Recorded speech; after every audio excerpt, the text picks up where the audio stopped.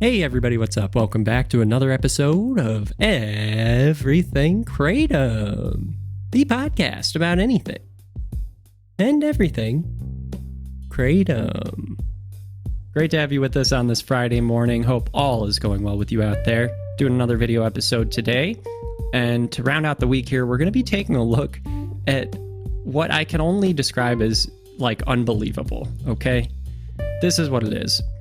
So, for those of you who have been watching or listening at all the past few weeks or maybe month or so, you've probably heard the episode or two that I've done on Ascension Parish. This is a parish in Louisiana, and they've been debating whether they're going to ban Kratom sales in that parish.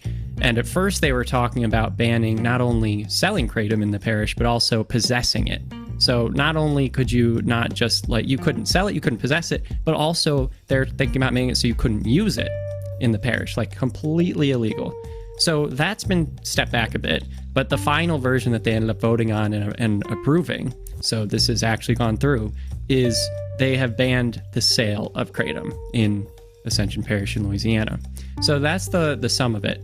Now, what's been happening is there were two hearings, and these are public hearings where the first one, it was all people who were opposed to having Kratom remain legal. And a lot of them were coming from Lifehouse Wellness Center. And that's an interesting thing that I talked a bit about in another episode. You can check that out a few weeks ago if you want. But the second one had a lot more supporters of Kratom being legal coming to that hearing and testifying. None of them were really local, and I think that that's a common occurrence. And that's fine. But that's really what has been used as the ammunition against keeping Kratom legal there, is like, well, everyone who came out in support of it was from a different place. And it's like, I'm not going to get into all of that today. So what I'm going to focus on is this announcement. And listen to this council member. I'm going to be sharing my screen, but for those of you who are listening in, doesn't matter. You can still just listen.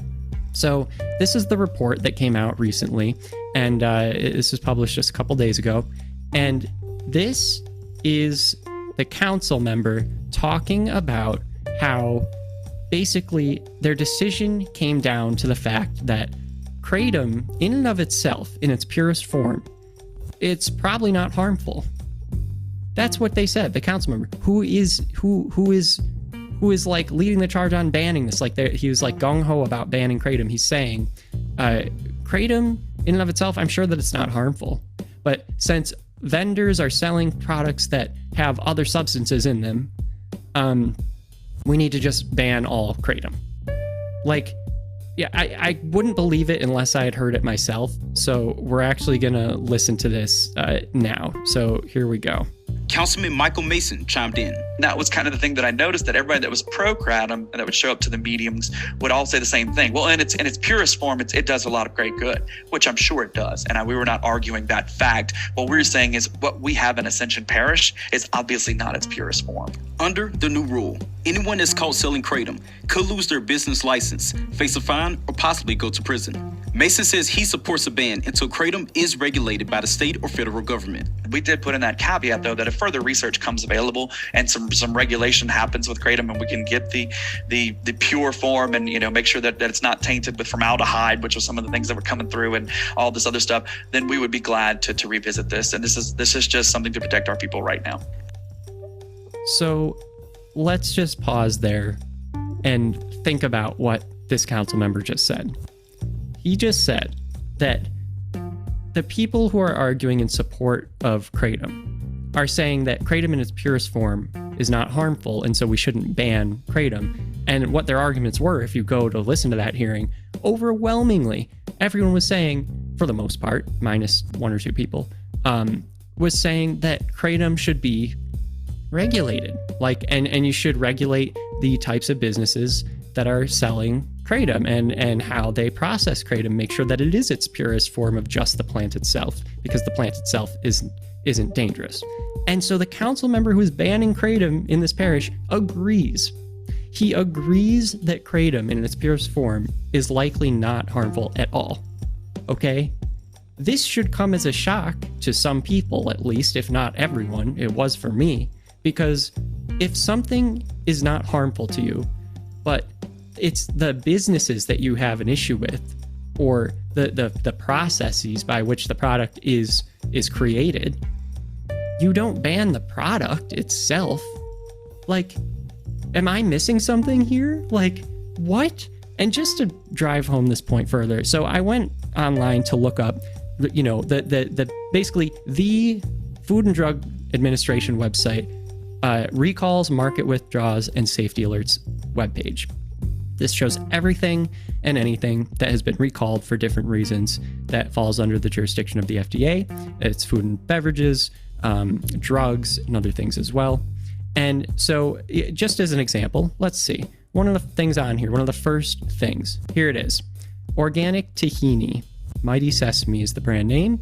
And it says recall reason. This just happened the other day. Potential to be contaminated with salmonella. Okay?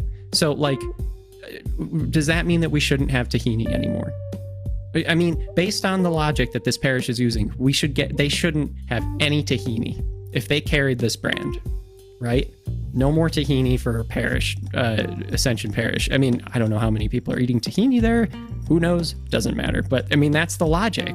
What else they got? Yeah, they've got like drugs that contain other drugs in them that they shouldn't. All of these different products, like undeclared products, so you're not quite sure what the situation is with them. They have this banana boat hair and scalp sunscreen spray, and it says that there's a presence of benzene in it, and that's why it's been recalled.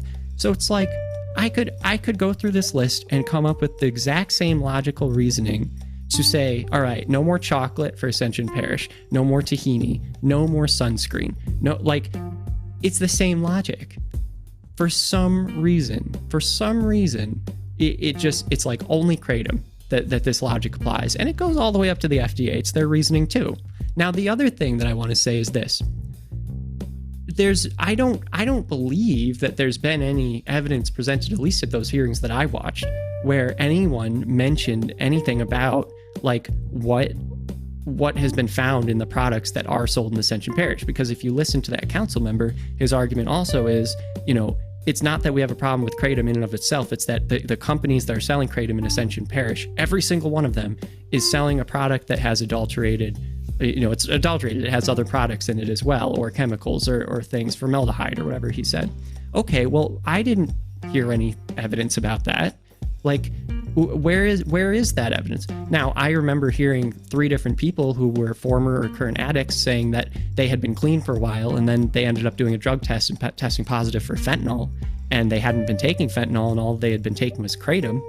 And so my takeaway from those was either they're lying or, wow, that's a big problem. The Kratom they were taking had fentanyl in it. You should really, you know, regulate that and get rid of that product through that store or that store. But you don't get rid of Kratom. Why are you banning the sale of Kratom? It's not the issue. It just seems like so cut and dry to me. I don't know like why this is something that must be the exception. In every case, Kratom ends up being the exception.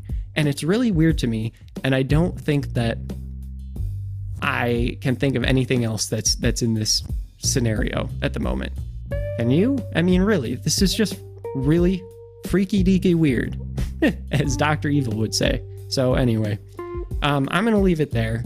I thought that was a hilarious statement to end the week on, and that's exactly what I'm going to do. So I hope that you all have a great weekend, and we will be back on Monday. Thanks so much for listening. And just doing my quick plug here, you can go to Happy Hippo through the link in the description of this podcast and use the coupon code EverythingKratom to get a discount on Kratom products. All right, everybody, take it easy. We'll be back on Monday. Bye-bye.